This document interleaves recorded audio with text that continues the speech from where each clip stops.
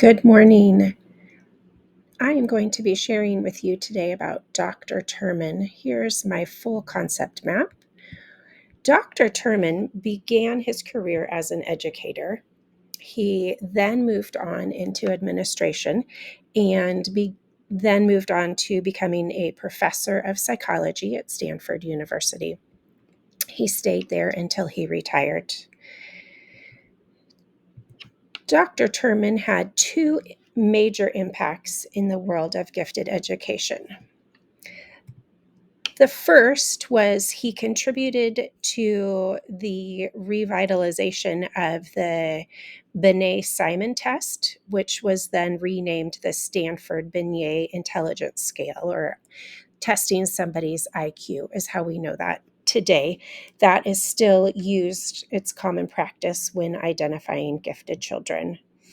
The other thing that he is known for is the longitudinal study of the gifted child. We're going to go ahead and to jump into that. The key components of that, he had 1,528 gifted students that were pulled from California. This was back starting in 1922. They pulled 1,000 children who had an IQ score of over 135. And then in 1928, 6 years later, they added another 528 students. Most of these students were identified as highly intelligent by their teachers. The students were evaluated on their physical, psychological, social, and professional development over 50 years. The study actually continued after Dr. Terman passed away by the colleagues that were working on the study with him. They looked at information from the gifted students themselves, from their parents, from teachers. They did interviews, conducted tests. All of that went into their study.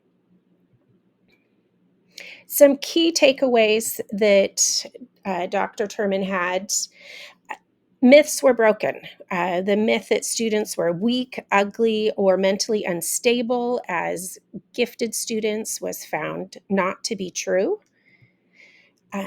Accelerated learning opportunities were beneficial to students. So those students who were able to kind of curriculum collapse, move ahead at their pace, were more successful than those students who were made to stay on track with their peers. Family values and parental education were important and key factors in how the gifted students progressed in their professional careers. He noted that gifted students typically read early and read a lot, and therefore had lots of variety of interests in their lives. There were a few downsides to his study.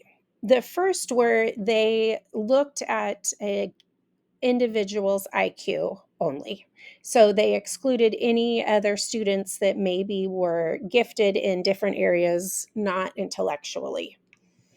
The other component is that the students were almost all described as being perfect, and so it limited their selection to just those students who were well behaved.